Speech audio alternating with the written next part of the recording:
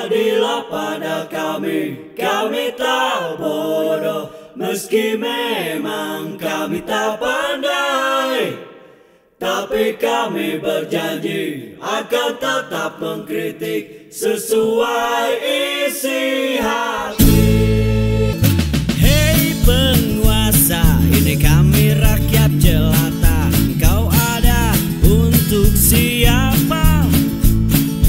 Hei penguasa, ini kami rakyat jelata. Mau sampaikan semua keluh kesah. Bekerjalah dengan hati, pakai empati. Jangan banyak intrik, apalagi bikin taktik. Bijaklah dalam membuat peraturan. Jangan sampai bikin aturan yang berat sebelah. Wah, lagi asik main catur nih Pak. Mau nanya dong. Yo. Ini lagi rame nih judi online. Katanya korban judi online, penjudinya jadi tanggungan negara, dapat bansos katanya. Gimana nih Pak? Bansos nih memang benar-benar ya lagi rame nih, jadi diskusi bersama. Tapi bansos itu kan peruntukan untuk orang-orang miskin. Nah, sebetulnya boleh-boleh saja ya dapat, tapi asal kategorinya dia miskin keluarganya gitu. Tapi kalau dia miskin karena judi online, nah saya kira nggak fair juga itu dibantu, karena saya dengar juga apa bahasanya korban ya. Korban itu kan ketika dia tidak atas kesadarannya gitu. Contoh nih, korban penipuan, korban pencopetan, korban penjamretan, korban pemerkosaan, korban yang lain-lain. Termasuk korban pinjol misalkan, yang dia nggak tahu sistemnya kayak gimana. Ada tuh teman saya pernah kejebak juga pinjol ya. Nah, jadi harusnya kita pada dasar pemahaman awalnya aja dulu gitu. Ketika kita bicara seperti itu, bukankah nanti kalau dibalikin ke Risma dan Pak Muhadjir, coba bandingin dengan anak-anak miskin dan terlantar ya, kalau tidak salah itu kalimatnya di undang-undang tuh, dipelihara oleh negara. Itu dulu bagaimana gitu. Kita masih lihat orang-orang gelandangan, orang miskin kota segala macam yang terlantar nggak dipelihara. Loh, kok nggak ke situ dulu gitu kan? Aduh ampun nih, nggak tahu nih Risma sama Pak Muhadjir tuh lagi cari momentum apa tuh. Mungkin karena udah lama nggak muncul di media mungkin ya, jadi dia coba naik-naikin sesuatu yang ya nggak semestinya lah. Oke, nah ini kayaknya judi online ini kayak dilegalkan ya. Jadi iya bisa jadi tuh. Jadi kan seolah-olah lu nyantai aja, lu main judi aja, ntar lu kalah, gua kasih bansos, lu nanti judi lagi. Kan jadi seolah-olah begitu, seolah-olah dibenarkan gitu, malah didukung oleh pemerintah. Ini sekedar ini aja ya, sekedar perbandingan nih. Di Singapura itu didenda berapa ribu dolar Singapura lah, penjara 6 bulan. Kemudian di mana saya agak lupa lagi, di satu negara apalah, sama didenda juga, penjara 1 bulan. Ini di Indonesia korban judi online malah dapat bansos, kan lucu gitu. Jadi mirip ini juga, mirip diskusi kita yang sering-sering kita bahas. Di mana di Belanda koruptor dipotong leher gitu, di Korea Utara koruptor dipotong tangan misalkan ya. Nah di Indonesia dipotong masa tahanan. Nah itu kan keanehan warga Konoha itu namanya. Oke, nah ini kan kalau dibandingkan dengan judi ayam misalnya, dia kan kabur-kabur ya di penjara. Nah kalau judi online ini kayak memang lu judi aja, menang dapat duit, kalah bantuan bansos kan gitu. Nah ini apakah fenomena ini memang jadi dipelihara oleh negara? Karena kalau kita lihat kan secara politik kemiskinan ini seperti dipelihara, gimana Pak?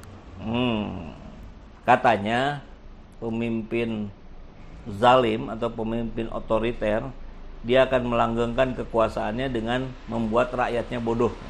Nah, Konon katanya ada di satu negara, di salah satu di dunia ini, yang dibuat masyarakatnya, rakyatnya tetap bodoh.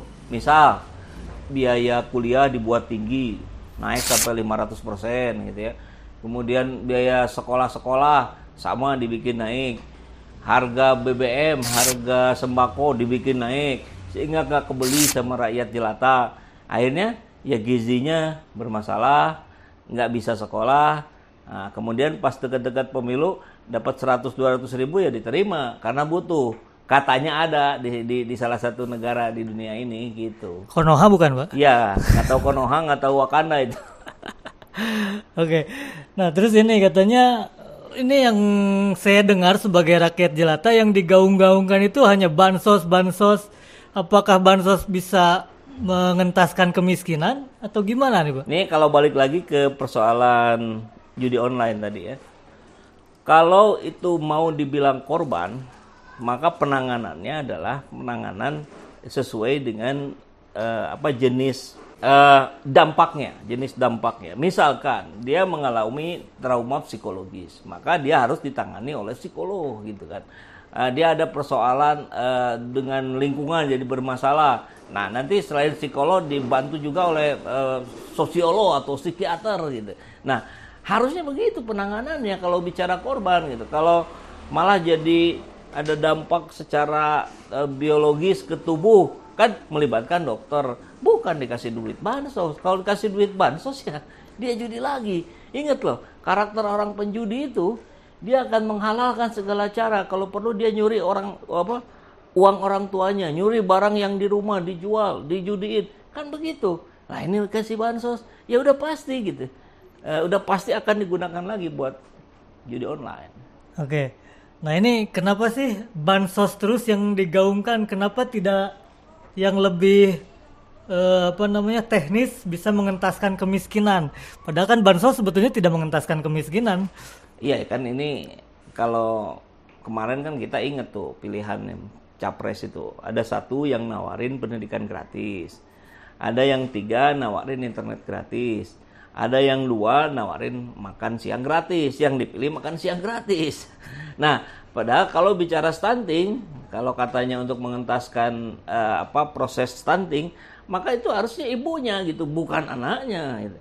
Nah, kemudian bicara soal pendidikan, ini yang harusnya menjadi perhatian bersama. Bagaimana pendidikan ini diperhatikan, dibuat murah, semurah-murahnya, sampai kuliah gratis gitu kan. Nah kalau sekarang kan pendidikan belajar berapa? 12 tahun sampai SMA. Tapi faktanya, itu udah lama itu ditetapkan wajib belajar 12 tahun.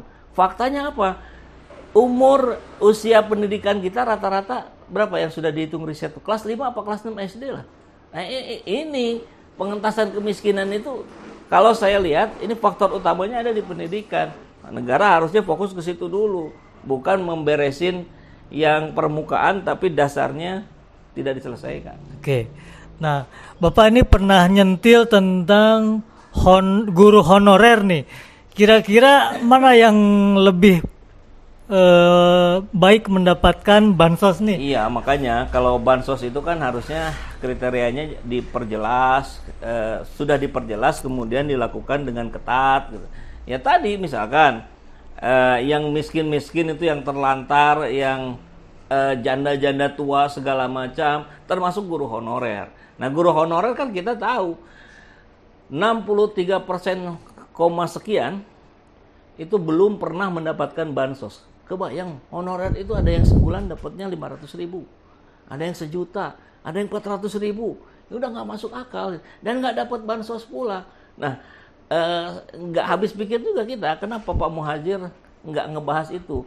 Kenapa Nadiem juga tidak memperjuangkan itu gitu kan? Ya mungkin Nadiem itulah ya, kecelakaan sejarah kita tuh bukan hanya Jokowi jadi presiden, tapi Nadiem jadi menteri pendidikan. Saya kira kecelakaan sejarah kita. Kecelakaan sejarah ya, tragis berarti. Ya, kecelakaan sejarah. Oke. Nah, apakah tidak lebih baik diberikan lapangan pekerjaan yang luas sesuai janji-janji Pak Prabowo ini? Atau gimana nih? Kok yang jadi masalah malah jadi judi online yang dibereskan nih, gimana Pak? Ya enggak, sebetulnya kan kalau bicara itu kan muhajir kan banyak aspek di persoalan nasional ini. Muhajir bagian ini dengan Bu Risma, ini bagian ini, bagian ini, bagian ini. Cuman memang kita belum lihat bagaimana pembuktian dari ucapan-ucapan Prabowo tempo hari yang katanya mau menaikkan gaji guru 2 kali lipat. Itu disampaikan Hasyim tuh kan, kita bertebaran lah video-videonya. Nah itu juga harus kita tagih, harus kita kawal. Oke. Nah kira-kira nih menurut Bapak, apakah dengan bantuan bansos ini kepada penjudi online ini akan mengurangi judinya atau malah kira-kira bertambah nih Pak? Ya bertambah lah. Itu mah pertanyaan anak SD itu. Itu logikanya terlalu simpel. Itu dikasih bahan, dikasih modal ya pasti judi lagi gitu. Nah, tapi intinya pemberantasan judi online itu bukan lagi-lagi jangan di permukaan gitu, jangan ditutup tutup akses website apa segala macam. Itu kan hari ini sekarang ditutup 1-2 jam buka lagi ke website baru begitu mudah. Ini penyelesaiannya harus betul-betul di akarnya gitu. Bagaimana membangun hubungan dengan misalkan siapa yang sudah dijalin berkali-kali itu dengan Elon Musk gitu ya, atau sekarang misalkan dengan yang punya Google dan nah itu tuh arahnya ke sana gitu. Bukan sekedar mengemis-ngemis minta investasi gitu malah ke Elon Musk. Hasilnya apa? Dia cuman masukin berapa? 35 miliar katanya. Malah banyak pemilihannya ke Malaysia gitu. Kan konyol gitu. Oke, jadi memang ini hal yang absurd ya, karena dari DPR dan masyarakat juga banyak yang menolak untuk ini mungkin ya Pak ya? Iya. Kira-kira masukannya nih untuk pemerintah apa nih Pak? Nggak ada lah, pemerintah mah bebal, dikasih masukan segala macam juga nggak akan dengar. Udah ini kita mah berisik aja lah di media. Yang penting keras ya Pak ya. Oke, makasih Pak.